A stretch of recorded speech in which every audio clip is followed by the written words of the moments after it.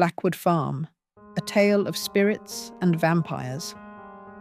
What if the one soul who knows you best isn't human, but a spirit bound to you since birth, its presence growing darker with every step you take? Tarquin, Quinn Blackwood, heir to a sprawling Louisiana plantation, lived a life where love and terror were inseparable, all because of a spirit named Goblin.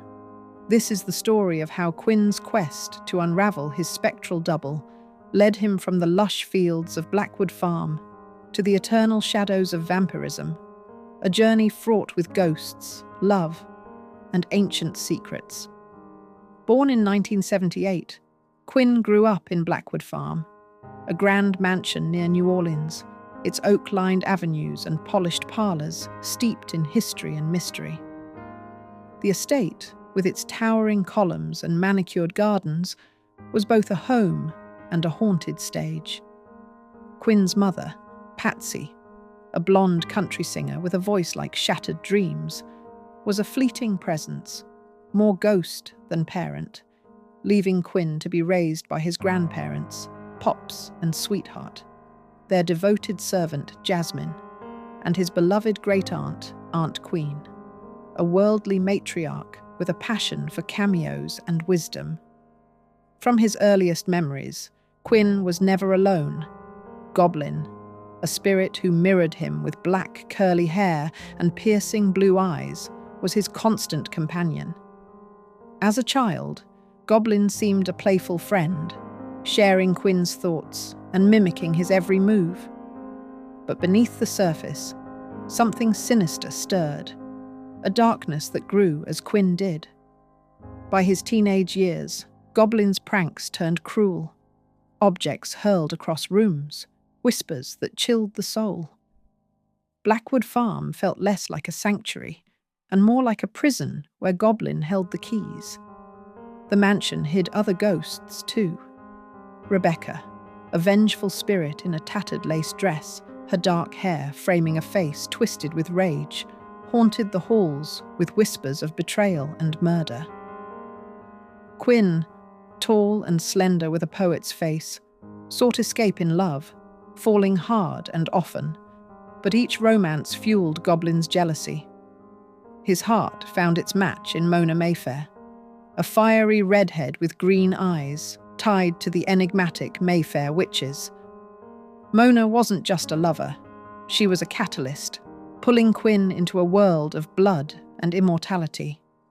Her own life, marked by a mysterious illness tied to her Toltos heritage, added urgency to their bond, a love that burned bright but carried the weight of inevitable loss. At 23, Quinn's life shattered. Petronia, vampire of ancient Roman origins, with marble-like beauty and a cold, commanding presence, forcibly turned him into one of the undead, an act that was more violation than gift. Vampirism sharpened Quinn's senses. Colours blazed, sounds thrummed, the world alive in ways he'd never imagined. But it also amplified Goblin's power. The spirit, once a mischievous double, became a malevolent force, his blue eyes glowing with rage, capable of draining Quinn's blood and causing physical harm. Quinn's human heart, still aching with love for Mona, couldn't bear the thought of losing himself to this monster. He needed guidance, someone who understood the eternal night he now walked. Enter Lestat, the rock star vampire with golden hair and blue-grey eyes, a devil's charm masking a soul scarred by centuries of darkness. Lestat, ever the hero in his own tale, agreed to help Quinn, but answers in the vampire world come with danger. With the aid of Merrick Mayfair, a powerful witch from the Mayfair family, they uncovered a secret buried in Blackwood Farm's heart. Sugar Devil Swamp, a murky expanse of cypress trees and shadows, hiding an island where ancient rituals had birthed Goblin. The swamp's air was thick with the past, and Rebecca's ghost loomed, her voice demanding justice for her murder at the hands of Quinn's ancestor, Manfred Blackwood. Lestat, with his commanding presence, guided Quinn through the swamp's tangled paths to Sugar Devil Island, where an altar, ancient and stained, stood as a testament to deals struck with forces beyond comprehension. The island revealed the truth. Goblin was no mere spirit, but a creation of Manfred Blackwood, a powerful figure from the Mayfair witches' lineage. Decades before Quinn's birth, Manfred, driven by greed and desperation, performed a ritual on the island, binding a spirit to the Blackwood bloodline. Goblin was the result, a doppelganger tied to Quinn's soul, feeding on his life and now his vampiric blood. The revelation shook Quinn, his black curls damp with sweat as he faced the altar, its stones heavy with history. Merrick, her dark eyes steady, led a ritual to sever Goblin's hold, her chants weaving through the swamp's eerie silence, with Lestat and Quinn anchoring the effort. As the ritual began, Goblin appeared, no longer a mirror, but a distorted figure, his form flickering with menace. His blue eyes burned with fury, his voice a cacophony of rage and pain. Rebecca's ghost hovered, her whispers urging vengeance, her presence a reminder of the farm's cursed legacy. Merrick's chants grew stronger, her power drawing on ancient magic as Quinn's blue eyes locked on Goblin's, a battle of wills that threatened to unravel him. The air pulsed, the altar stood firm, and with a final wrenching cry, Goblin vanished, his essence torn from Quinn's soul. When the shadows cleared, Quinn stood on the island, a vampire forever changed. The victory was hollow. Goblin's absence left a void, a silence where his double's voice had once been.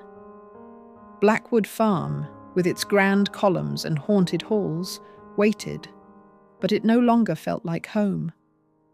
Mona, her love a fleeting flame, was slipping away, her own vampiric transformation and Taltos heritage pulling her into a different fate. Lestat, ever the wanderer, vanished into the night, leaving Quinn to face his immortality alone. The ghosts of Rebecca, Manfred, and others lingered, their stories unfinished, their pain a testament to the farm's dark history. Quinn's journey wasn't just about banishing Goblin. It was about confronting the parts of himself he could never escape. His obsession with his spectral double had defined him, but in its absence, who was he? Blackwood Farm stood as a monument to his family's secrets, its oaks whispering tales of love, loss, and betrayal.